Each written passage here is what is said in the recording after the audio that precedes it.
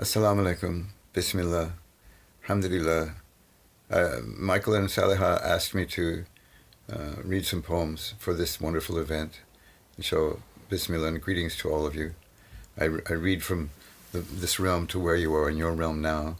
But of course, while I'm reading in this realm, it's the same realm of all of us and in all that we will be, inshallah. It's called When You Sing a Song from Somewhere Out of Your Depths. When you sing a song from somewhere out of your depths, light will hit it, and it will be a diamond brooch worn at the back of Lila's head in a sunny glade. It will be a drop of water hanging at the tip of a leaf in a dark rainforest, radiating diamond light. A deep chasm with a train trestle above it, and an old-fashioned train chugging along, oblivious to all danger, over a giant arc filled with blue smoke. When you open your heart to sing, the whole room becomes a single ear, or even no ear at all, but more like the sharp point, say, of a needle about to enter a cloth to sew a sacred sleeve to the main body of the divine garment. The exact tip of the needle, the sound receiver receiving for the entire universe made drunk in the sudden echoing orbit of your song.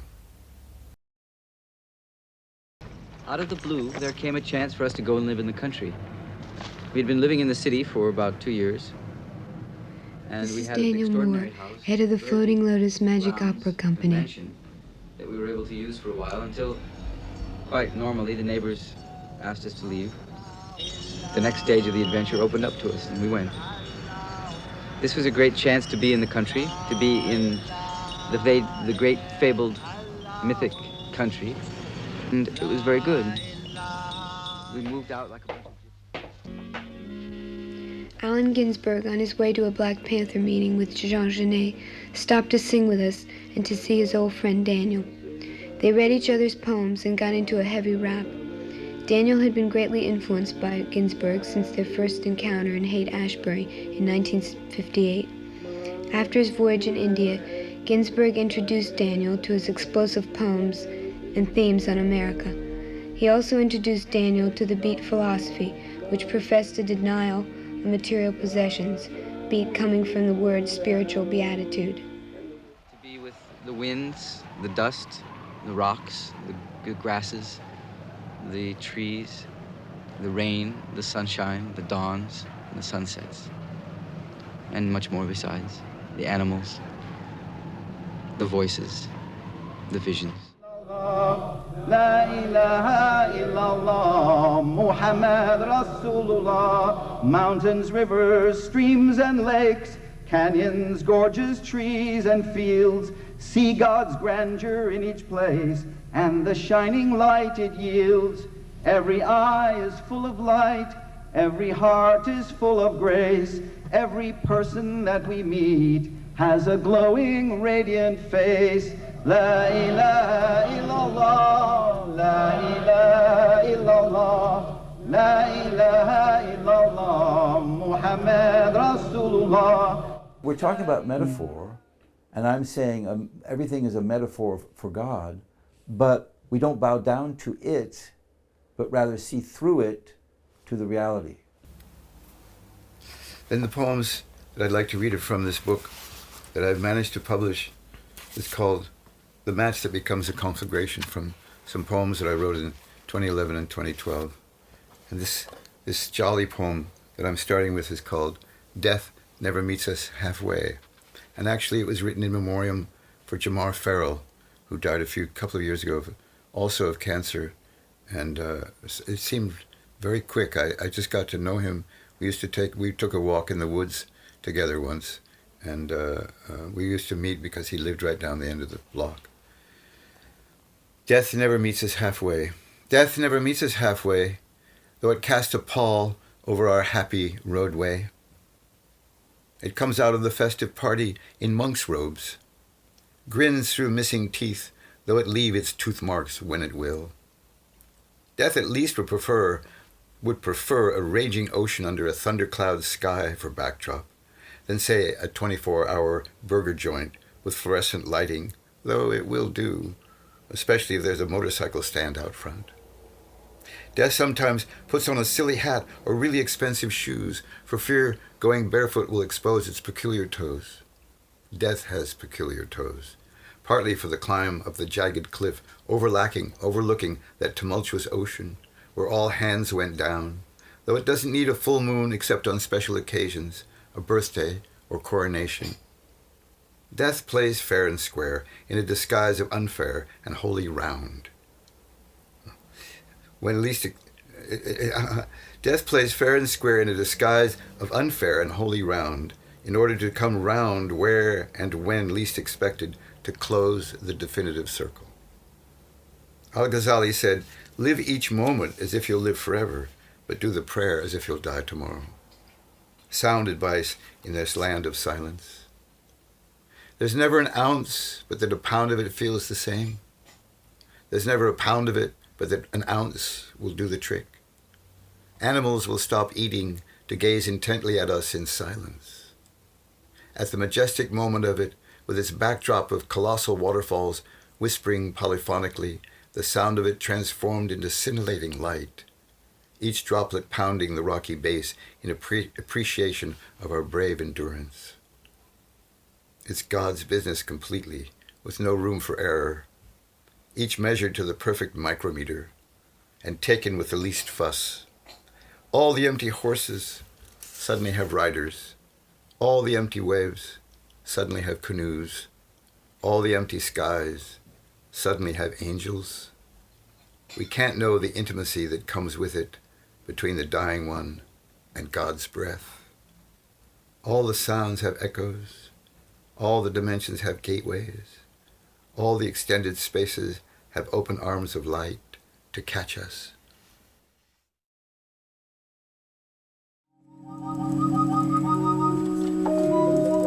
Now here we have Abdul-Hayy Noah playing the organ music. And you can hear now their lovely avant-garde modern classical music.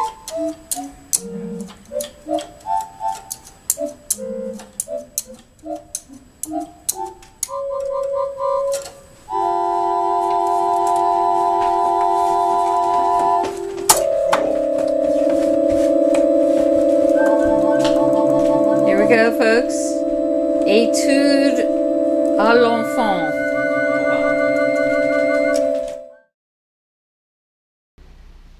Your whole scene is, what you're doing is beautiful, but if you're going to lead everyone into this giant, monstrous volcano every second, there's no place, there's no level to it. And of course, you've got to have a much more in a way, you have to be a little immune to Zilla's power in this situation.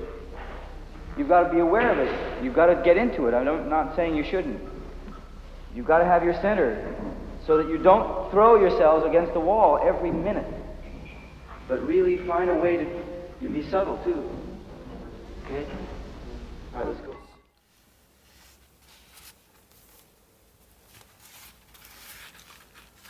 This is one called The Salient Thing About Sainthood, for Bawa, and all of us, inshallah. The salient thing about sainthood seems to be the inconceivable becomes commonplace, plus a consistent sustaining energy or light that carries even in the quietest moment, and the saint's insistence it's nothing to do with them, and all to do with God, whose ever-presence now floods the room or hilltop, where for a moment the saint stands and the whole world becomes evanescent while he or she is the permanent thing, though they die, as it continues to circulate through countless others. God's non-confinement in any one thing, but all things at once in his oneness. So grass blades shout Hosanna in silence when a saint passes over them.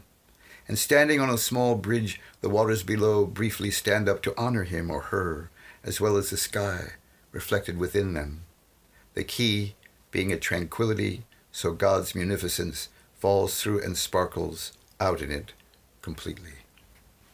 Is that thing of being near to the Prophet. If we could only just sit with him for a moment. And the great teachers have a spark of that. They have they're actually kind of like transmitters, from the original station. Of course, the Prophet's the original station, and they're like the transmitters. And of course, you want a really great teacher, so you can have stereo. The heart is a white bowl of fresh, sweet peaches, set in the windowsill in the sunlight. The head is a slow nod in the direction of truth. The body is a highway in a third world country in constant need of repair. The soul is an endless measure of moonlight. The soul is a white spot in a black field. The soul is a black spot in a white field. The soul is a green estuary in a shadowy area. I stand up inside the shadow of the soul. I look out through the eyes of no one. The seeing is God's. What is seen by his seeing is visible proof of his existence. The sunlight, the white bowl of fresh peaches sits in. The white bowl of peaches. And the ray of yellow sunlight in which the white bowl of sweet peaches sits.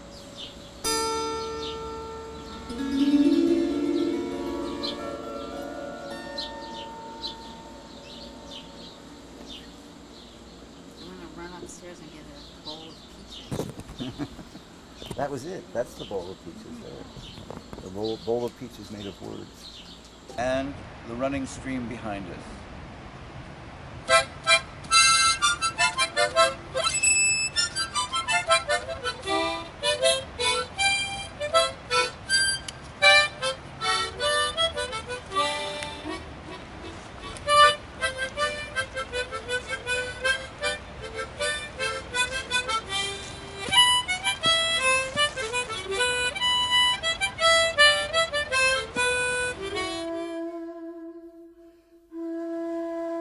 Some softly falling rain. How can we talk about love? It's a glass tumbler full of flames, coiling up like flowing hair, tips evaporating in space.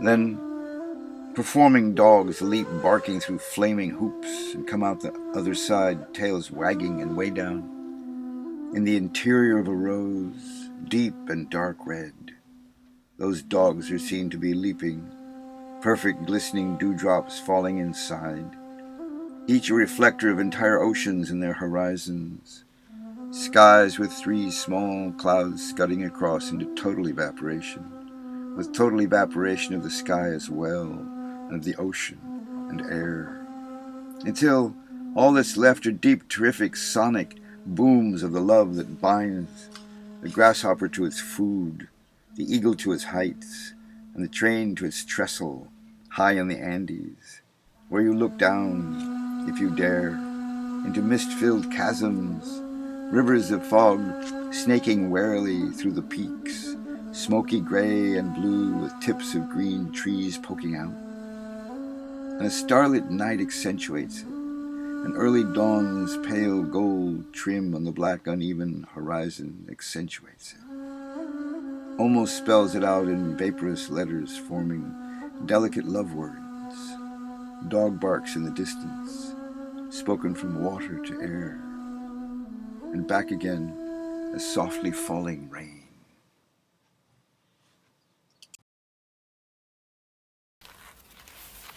And then last,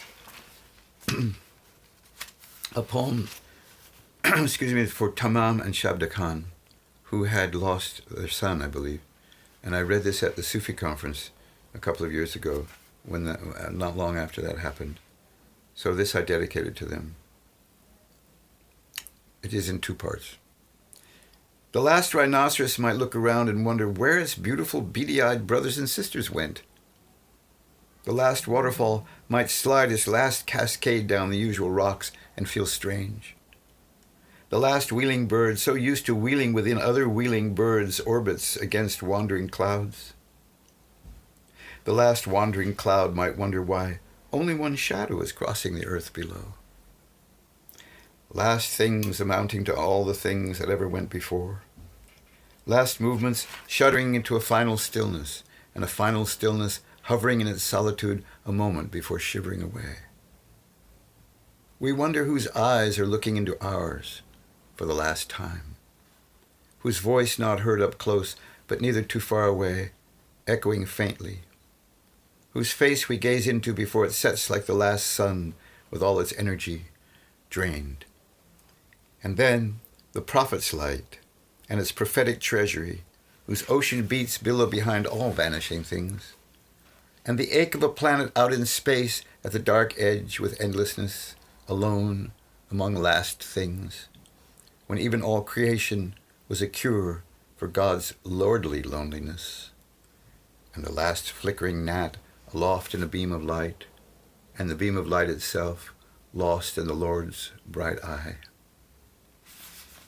2. Will we take everything by the hand and help it through the last door?